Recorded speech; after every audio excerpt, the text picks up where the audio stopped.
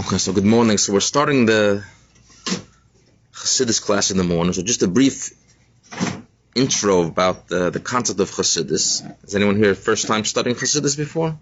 Yeah? Okay, so how about you, Arthur? You've studied Chassidus? A little bit, I think. Okay.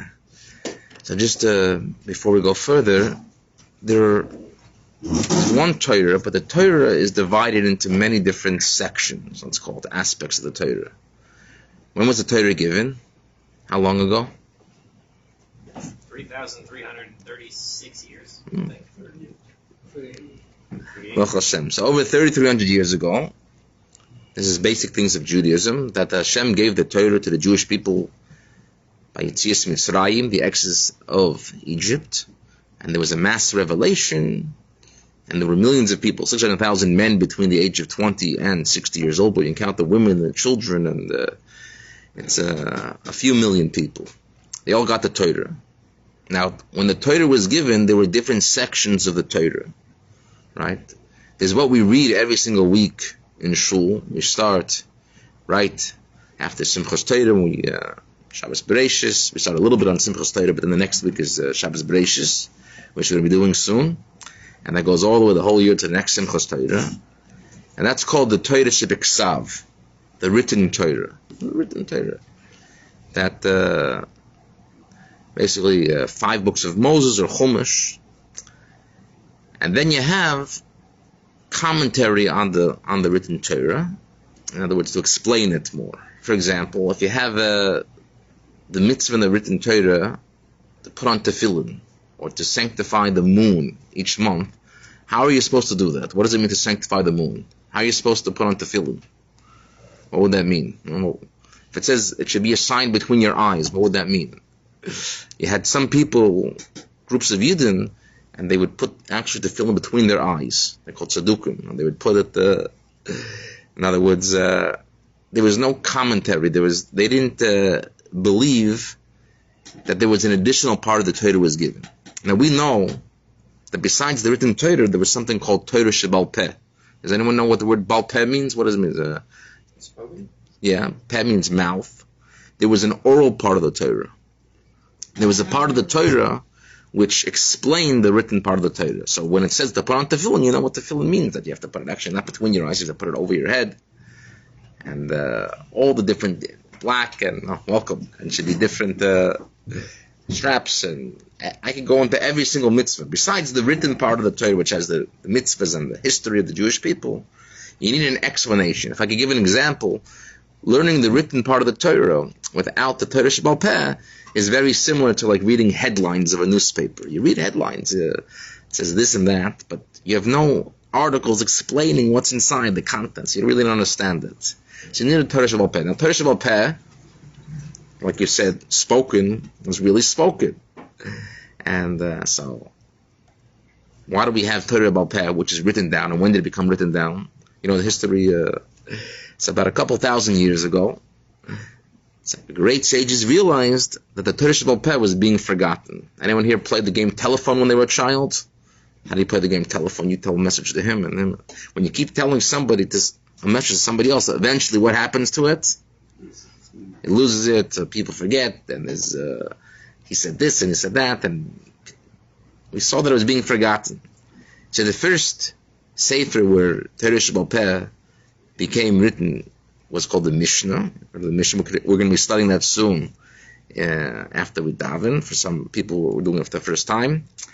And that was basically, I would call, maybe a cheat sheet almost of the Torah Shebal Peh.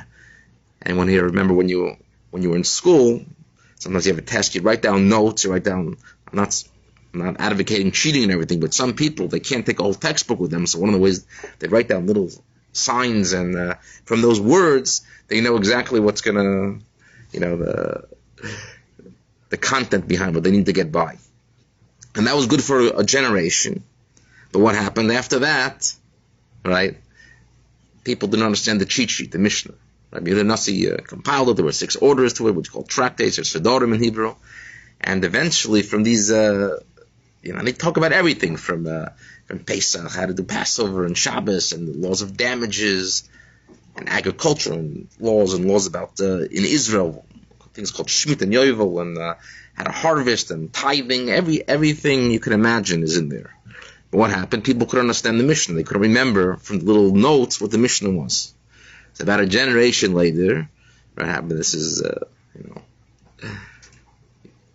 in Eretz Yisrael. Eventually, we got exiled to Babylonia. We started having great yeshivas, and they started writing it down in a more discussion way, saying what the Mishnah meant and the oral tradition went, and that became known as what? The Talmud, which is not even written in Hebrew, that's written in Aramaic. And that's discussions in the yeshiva deciphering what exactly is the correct interpretation and the meaning and tradition of the oral Torah, the Torah Shebaal Peh. The Mishnah is not enough. And for years, hundreds of years, over 1,000 years, since the Talmud was, recorded, you've had great yeshivas all over the world of Yidden arguing and deciphering and saying what is the true meaning. Until today, you have Rosh Yeshivas today, you have big Rosh Yeshivas all worldwide, who are tearing apart the Talmud and saying, the word here, and this is connecting it to this, and this different Masechtas, and this we call a Sfara, a reasoning of why the... And from the Talmud, you could eventually have what's called the Halacha. You could have the Shulchan Aruch. You have many different versions of the Shulchan Aruch. The Alter Rebbe has one. Yeshiva Torah, you have in Tzfas, you had the different, what we call halacha authorities, who would take everything from the Talmud and previous laws and compile them into one book, and that would be called the Shulchan Aruch, and the different parts, and that will tell us what to do, exactly how to put on tefillin and how to keep Shabbos. You have all these opinions in the Gemara, right, of what everything should be, but eventually you want to know exactly what to do. What to do? How do I do it? How do I? What am I allowed to do? What's kosher? What's not kosher? How do I shecht an animal? How do I do Pesach? How do I? You have shofar. We're going to learn the laws about shofar. How do I hear a voice of the shofar? What's a true? If I make a breath at the right place? All of these things, again, they eventually came from the Torah Shebaal Peh when Hashem gave it to Moshe Rabbeinu. It was mouth to mouth. It says in the Torah explicitly, you hear a voice, but it doesn't say exactly all the details in the Torah, in the written Torah, all the voice of what a blast should be. And you have the Torah Shebaal Peh, and eventually the Mishnah, and eventually the Gemara, and eventually the commentaries, eventually it gets down to halacha, telling us exactly what the blast needs to be on Rosh Hashanah in order to fulfill the mitzvah. Okay, that's a little history of how we got from here to there. A very concise version. Now, at the same time, besides there being this, what I would call a revealed part of the Torah, right? There was also an esoteric part of the Torah. Esoteric means hidden.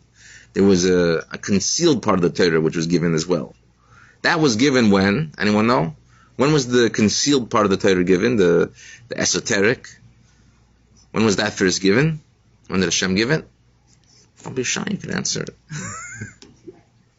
When was that? 470 years ago? Anyone else? By the Arizal?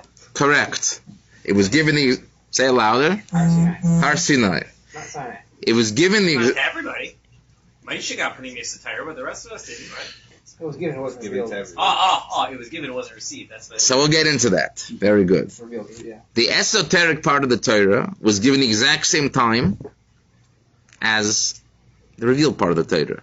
When I say esoteric, what do I mean literally? I'm talking about the soul of the Torah.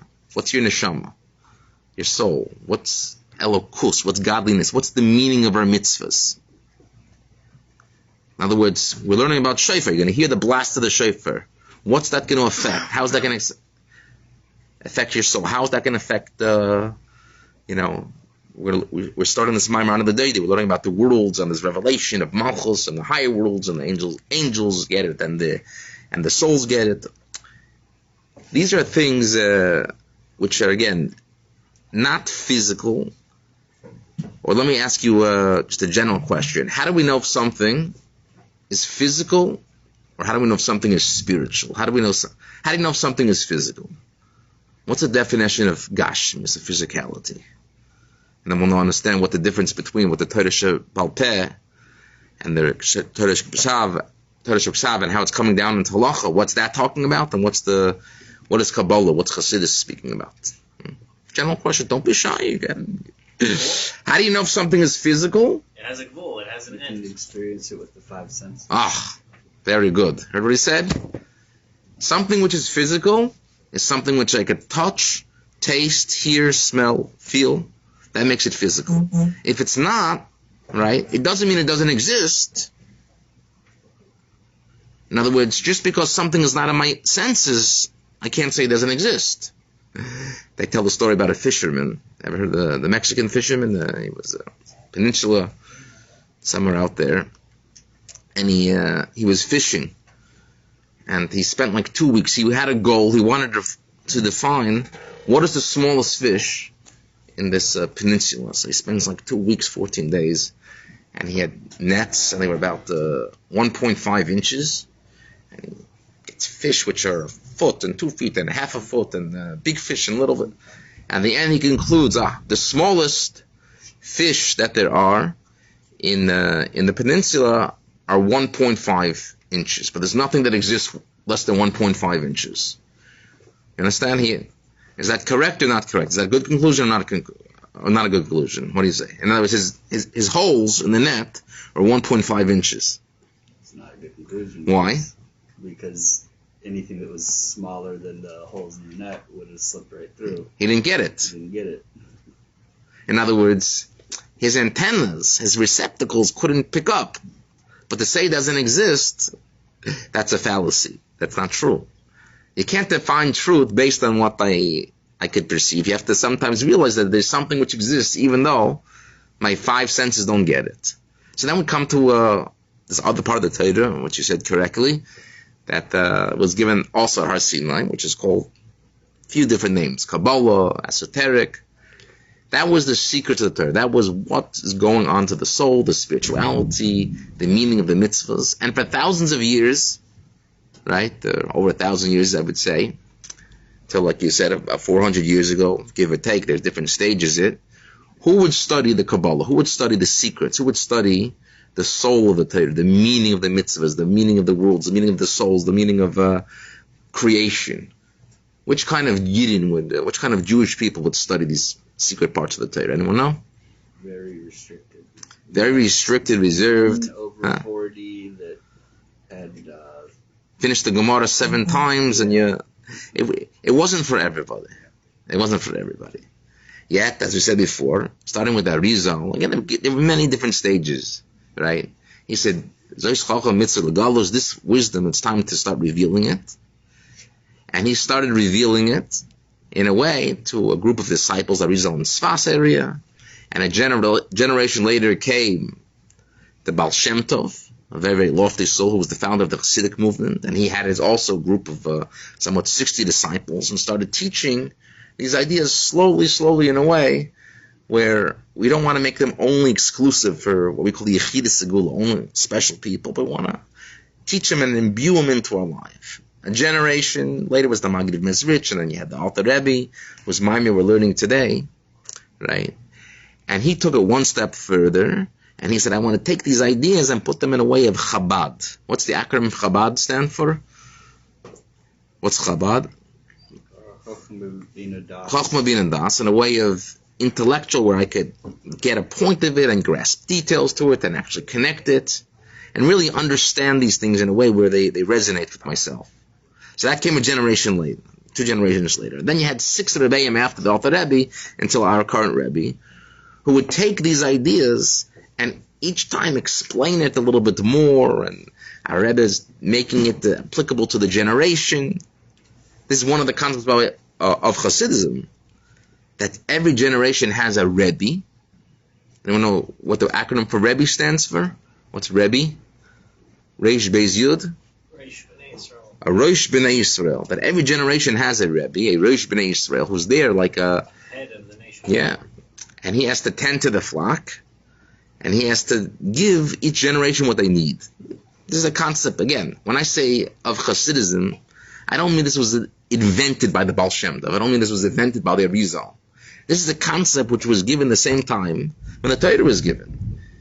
Hasidim basically will take certain areas which have existed all throughout the history of Yiddishkeit and say if we strengthen and we put a focus on them, on these areas, we're going to be able to get to the same goal as everybody else, any other Orthodox Jew would like to get. What's the goal? If I ask, what's the goal of an observant Jew? A Jew who believes in Hashem, he believes in Matan Torah, believes in what's the goal of Judaism? What's supposed to be the end product? What are we supposed to be doing at the end? Torah was given, and we study. Anyone know? The goal is the deed. The goal is the deed. The goal is eventually that which was given, that was taught, and it says in Shulchan Aruch we have to keep. The question is, how do I get you there? How do I make sure it's a successful landing? Like you take off and it's a mission complete. You did it correctly.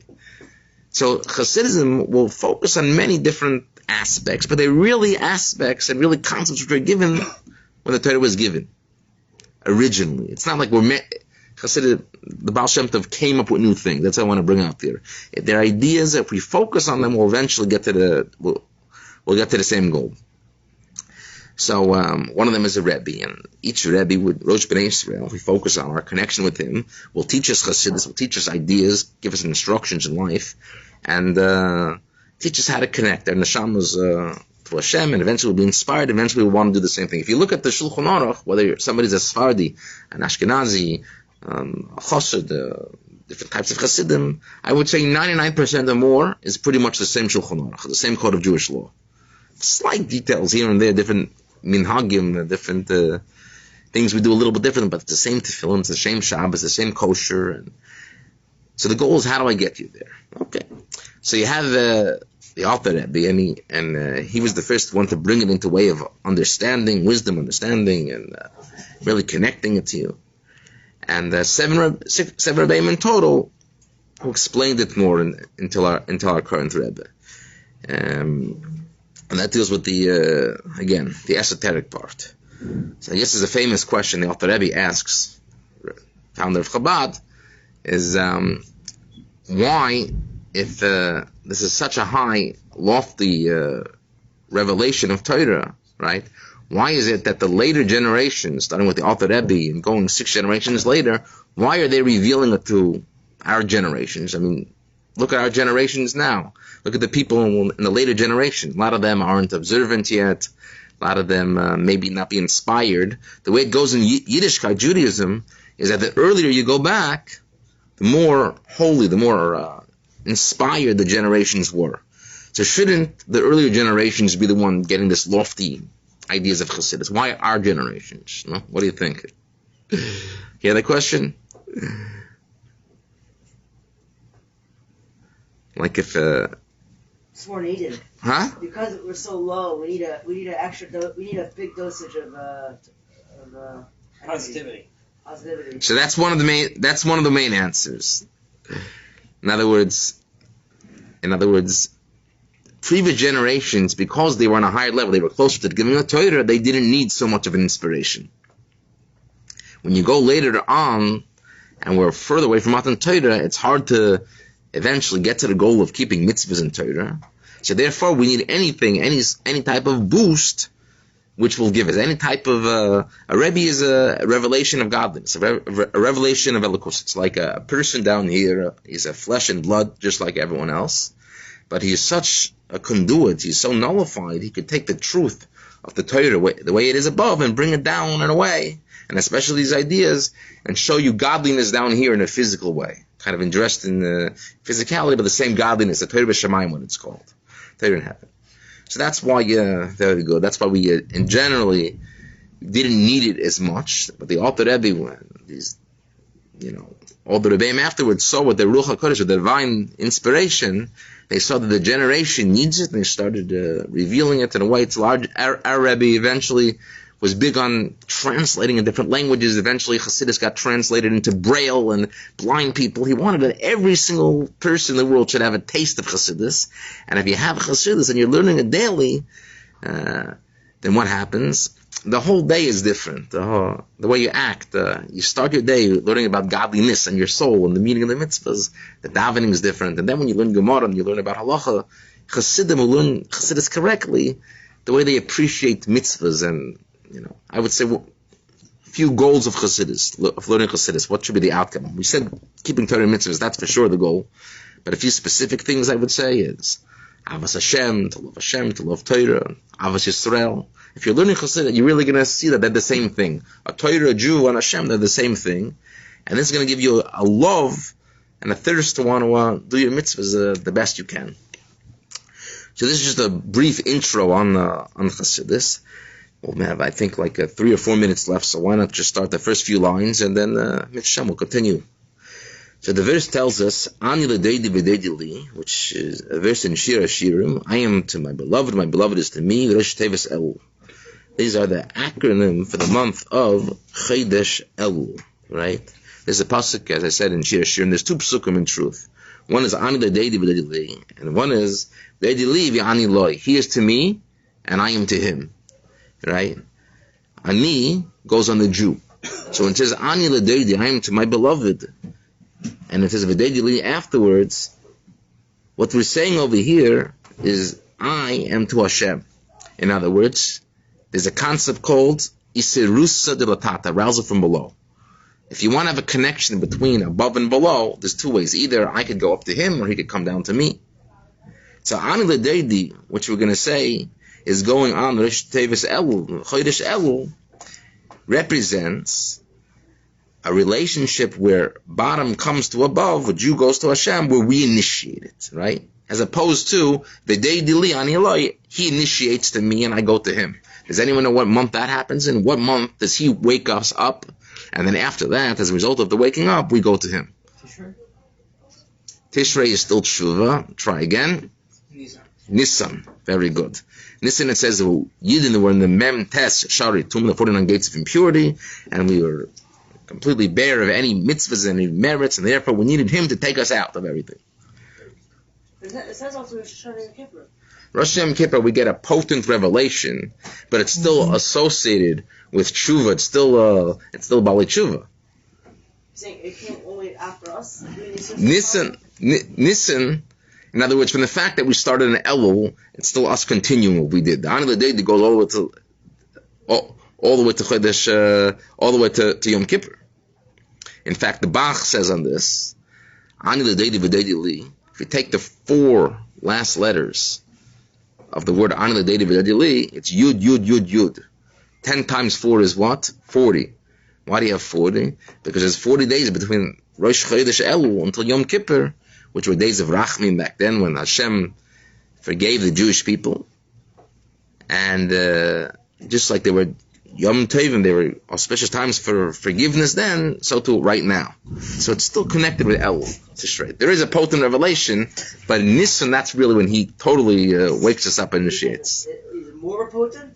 Are you saying that Tishrei is a revelation from above that comes after we do Elul, and it's still associated with Ani l'deidi and Isserus l'tata. With us initiating it. Correct. Deidi li v'ani loi, it's totally him taking us out, just chesed chinam, it's called, what it's called. Hashem, as I think it says in Torah, Hashem wanted to see, no? We did the Hashem gave us a mitzvah in order to give us a merit to go out. He gave us a mitzvah, but still he gave us the inspiration. He took us out of Mitzrayim. He did it without us having schusim. He took us out chesed chinam. It says regarding this. Yeah, A revelation. Not initially. He eventually gave it to us. Okay. The Inyan, ki be'elu masla b'chinas Ani l'deidi, and Elu we start the level of Ani l'deidi, which is Yisrush l'tata, ad Rosh Yom Kippur, second line down. Those are the days of Rosh Yom Kippur, the revelation of Elokus, godliness from above to below, in a way it's revealed. And he brings another verse from Shir HaShirim, Kamosha Kosov, his right hand is under my head, his left hand embraces me. There's 2 hands, right and left, which go on Chesed and Gvura.